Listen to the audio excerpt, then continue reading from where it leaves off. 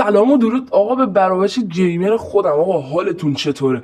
امروز اومدیم آقا یه گیم ایرانی، یه گیم همین خود ایرانی آقا. شب نه، مهمان نیمه شب. خب از داداشم گلیم گیمز. راستش من خودم اولین بارم دارم باز میکنم و این گیم از کجا فهمیدم وجود داره. راستش در زمانی که نت ها ملی بود بنده در آپارات میچرخیدم و خوردم به یکی از ویدیوهای عمو امیر که بیا عمو امیر رو اگه تو آپارات برید دیگه میشناسیدش دیگه، و یه ویدیو ازش دیدم و فهمیدم همچین بازی وجود داره. و آقا الان امروز اومدیم بریم ببینیم که این بازی ایرانیه خوبه یا نه. پس آقا بدون معطلی که میدونم معطل شدید ببخشید، بزنید آقا بریم سراغ گیم. خب آقا شروع. آقا مد شده‌ش هم گرفتم آقا، چون یه ذره اولا صدای بازی رو زیاد کنم. شروع بازی یه ذره هم کم. شروع قسمت اول. چون اگه آقا بخوای بدون مد شدهش رو بازی کنی یعنی دهنت سرویس میشه تو بازی رو بخوای رد کنی. حالا گیر کردیم توی بله. الو. الو سلام. کیه؟ الو سیروس، عشقم خوبی ایشالله سلامتی. آره خوبم سلامتم، شما خوبی؟ سلام عشق جون. نه بابا چه خوبی چه خوشی، کدوم سلامتی؟ نه چی داداش، ارسا باباتون یه بالا کشیدن انقدر ناراحتی چی شده بگو. باز چی شده؟ راست میگه. زد نابودم کرد، بیچارم کرد، بدبختم کرد. تازه داری میگی باز چی شد؟ خداییش دیگه چیزی از من بدبخت مونده که باز بشه چیزی ازش در راستای بدبخت‌تر شدنم در بیاد. همون بس ارسا تو بالا کشیدن. فلافلی سیروس. فلافلی توه؟ به چه درش بسته است؟ ای بابا، هنوز داری راجع به اون شاپور کلاهبردار صحبت میکنی؟ شاپور؟ داییته شاپور؟ کیه داداش بگو. بگو من همدردتم، بگو من درکت میکنم. والا چی بگم اصلا، این شاپور نامرد زد بدبختم کرد، بیچارم کرد. گفتم کاسب تو محل دوسته، سلام علیک داریم. رفتم زامنش شدم. اونو که گرفت یهو غیب شد. من موندم و یه دنیا بدهی. بدبختم کرد اصلا. آقا میشه قشنگ درست توضیح بدی چی کارت کرده؟ بهش پول قرض دادی چی کارت کرده آقا بگو. همش دارم میگه خدا قاطع شدم بیچاره شدم، همش ناله میکنی. بگو چی کارت کرده دیگه، شاید یه راه حل تونستیم پیدا کنیم برات. دیگه خودت که شاهدی، ماه پیش مغازمو فروختم به اسمال بقال. الانم کنار مغازه سابقم گاری گذاشتم دارم فلافل میفروشم اصلا. آها این فلافلی سیروس برای تو بوده، کشیده بالا مغازت و الان تو گاری فروش شدی بغل مغازه خودت فلافلی. همون پس منم خیلی گریه میکردم. ای بابا، خدا بزرگه سیروس این جون، قاتله خدا رو بزرگه. بازم برو خدا رو شکر کن که شغلت رو داری هنوز. راست میگه. الان اگه بعد میرفتی سر پل گدایی میکردی چی؟ آخه روی گاری.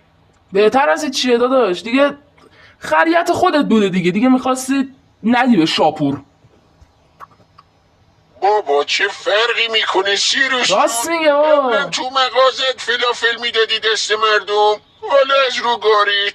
الان تازه اجاره هم نمیدی ها. ببین الان باید یه ذره اجاره هم ندی. ببین چقدر سود کردی. ای بابا چی بگم والا. هیچی برو فلافلتو بفروش. این یارو اینجا این کیه آقا؟ شاگردته کیه؟ مشتریه میخواد فلافل بخوره، برو بهش بده. حالا چی کار داشتی زنگ زدی اسخر؟ راست میگه آقا، یه ساعت داری زر میزنی اسخر جون. والا تا زنگ زدم افتادی به گریه و ناله، اصلا یادم رفت چی کارت داشتم. یعنی چی داداش؟ حرف خودت یادت میره چی میخوای ها؟ خب داداش تو برو، هر وقت یادت اومد دوباره بهم زنگ بزن. شرمنده تم اسخر جون. آره دیگه، حالا بعدا هر وقت یادت افتاد بیا بهمون بگو. نه بابا چه حرفیه. یادم آمد. الان هستی بیام پیشت، کار واجبی باهات دارم. آره هستم، بغل دوکون. البته دوکون. آقا نه من بغل گاریم. بیا. آره اسخر جون هستم، بیا دم مغازه. مغازم دیگه نه دیگه، بیا در گاریم. این دیگه مغازت رفته دیگه، یعنی که پوز نده. تو که گفتی مغازه رو فروختی و جمع کردی؟ بابا خواسته چوسی بیاد حالا. نه بابا، منظورم اینه که گاریم دم مغازه است. همون جای قبلی. آره بیا. آهان، سیروس جون، الان جنگی میام فعلا. میشه تو جنگی نیای صلحی بیای؟ ببخشید خیلی بی‌نمک بود. منتظرتم. بیا خب تا این اسخر بیاد برم چند تا فلافل بدم دست مشتری و 2000 کاشف شه. آره بابا اوضاع خیلی بد خرابه. آقا شما به آقا شما میگید فلافل یا فلافل؟ من که میگم فلافل، ولی نمیدونم حالا فلافل درسته یا نه، ولی کام هر دوش درسته. این که سلام اوستا. سلام داداش، تو چرا فکت یه تیکش انگار رفته تو؟ سلام حسن، من نبودم خبری نبود. نه بابا هیچ خری حتی اصلا فلافل نمیخوره. فلافلاتو فقط من کف هند میاری. آره نه اوستا، فقط یکی دوتا مشتری اومدن فلافل خواستن که گفتم اوستا نیست، برن یه دوری بزنن و برگردن. یعنی چی اوستا نیست؟ خب من تو شاگرد نیست؟ خب بهشون فلافل بده، حتما من باید باشم. یعنی چی آقا؟ کار خوبی کردی. خب یعنی چی؟ بریم سراغ کار. بسم الله. یعنی چه کار خوبی کردی الان دیگه؟ نیان چی؟ دوتا مشتری همین الان پرید آقا، دوتا ضرر کردیم. آقا بریم یه چند تا فلافل بفروشیم. سلام، به گاری خودت خوش اومدی. باشه بذار من صدا رو کم میکنم. اول هر دست باید غذا رو آقا باشه اینا رو دیگه حالا خودمون میدونیم، یاد میگیریم. روی کارگر کلیک کن، این کارگرمونه برای پر کردن گاری روش کلیک کن. روی فلافل کلیک کن. فهمیدم آقا، فهمیدم همه چی فهمیدم. یه چند تا سیب زمینی هم بده، اینا هم بده. سالات چیه؟ نوشابه زیراه دیگه. کار دالود وقتی سفارش رو به مشتری میدی باشه.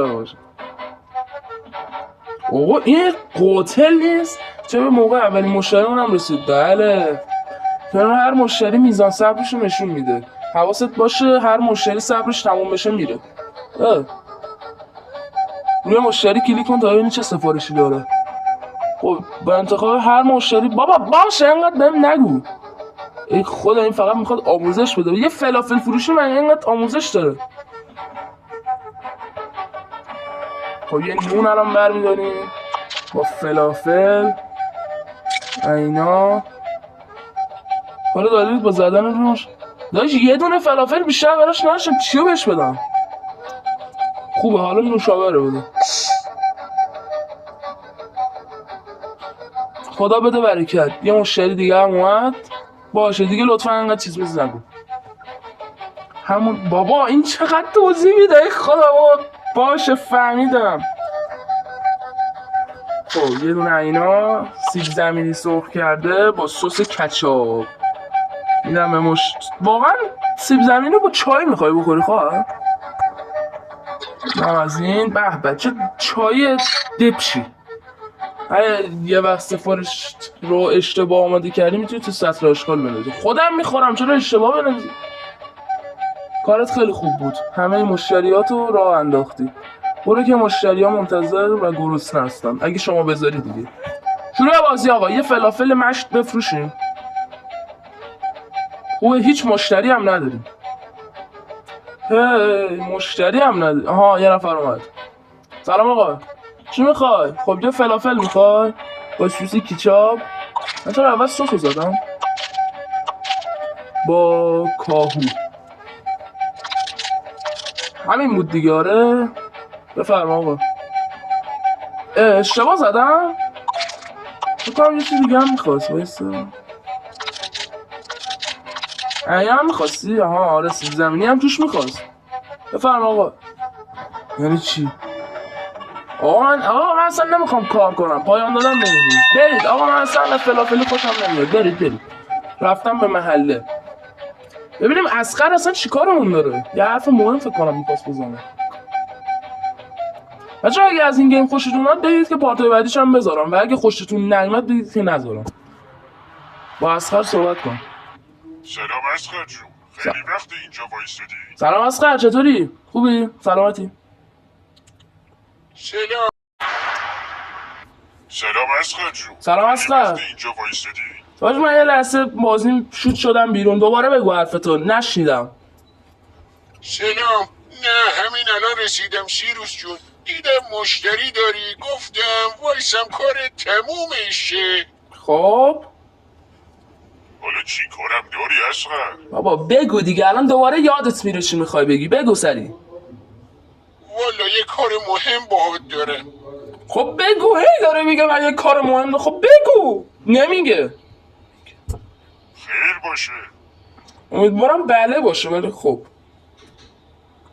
چی بگم والا، برای من که تا الان فقط شر داشته. داداش میخوای بگی یا نه؟ این دفعه دیگه نگی واقعا دیگه میرم سر گاریم 2 تا دیگه فلافل بفروشم، به خاطر تو فلافل نفروختم ها.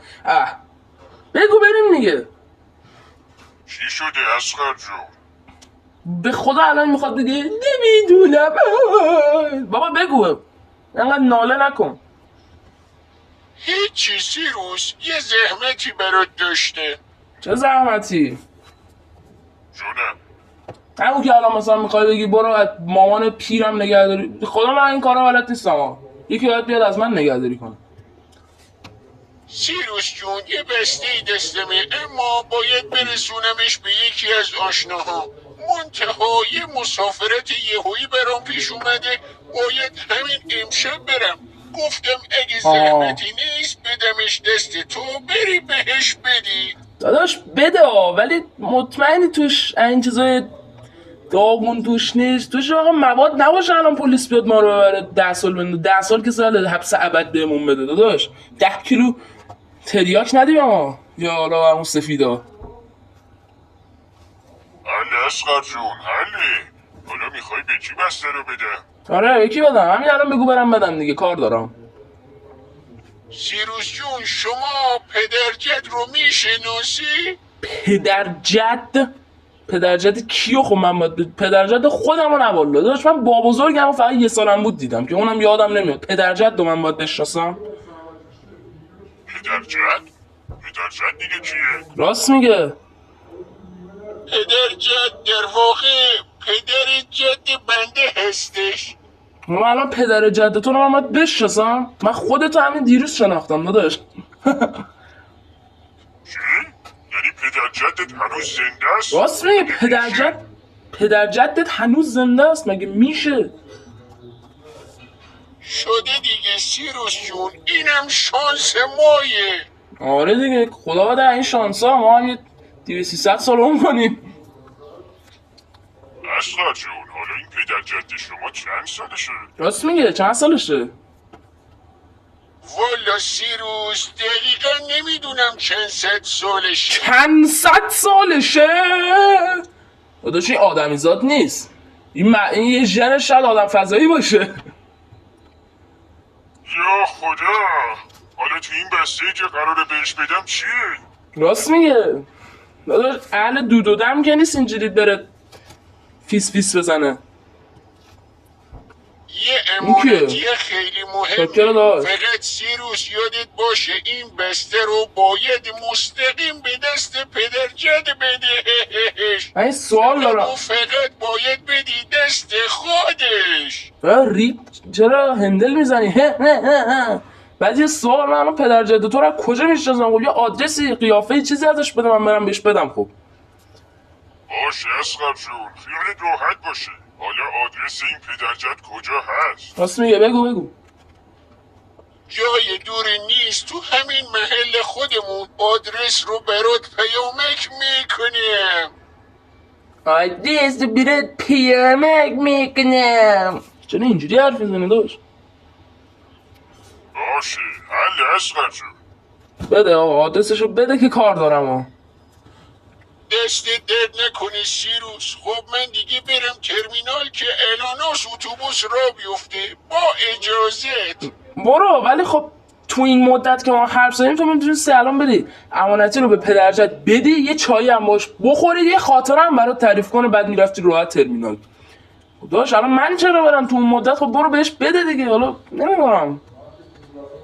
برو به سلامت اصغر جون، سوغاتی یادت نره ها. حالا کجا میخوای بری؟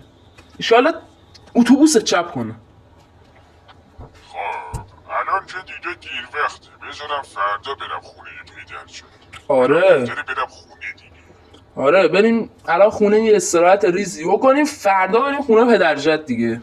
فقط یادمه سوسن گفته بود امروز خیلی کار داره و نمیرسه شام بذاره. برای شام از بیرون کباب بگیره. باشه الان منم کباب میگیرم. من خودم یه ماه کباب نخوردم. من الان بیام برای تو کباب آخه داداش. باشه خب دیگه برم از همین باشه بریم. کبابی کجاست؟ این بره کبابی حاج حسین. 1000 تا سکی کباب. داداش من میگم اینو نخور. این با گوشت سگ که سرده، این با گوشت چه میدونم سوسکی درست شده. 1000 تا سکه مگه میشه؟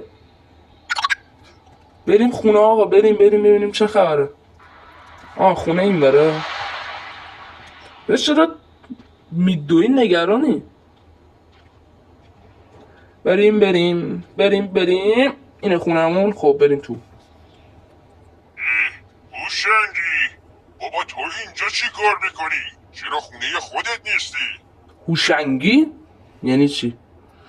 آقا مرسی که تا اینجای ویدیو همراه ما بودید. لایک و سابسکرایب آقا فراموشتون نشه. برای پارت‌های بعدی حتما منتظر بمونید، پارتاشو میگیریم. بریم آقا ببینیم اصلا پدرجت کیه، چه شکلیه. هوشنگی هم که دیگه داداش این هوشنگی هست، این هوشنگی نیست، این دبه‌ایه. در کل مرسی که تا اینجا دیدید. امیدوارم که همیشه حالتون خوب باشه و گیمر با بمونید تا ویدیوهای دیگه و پارتای گلیم گیمز. فعلا خدا نگهدار.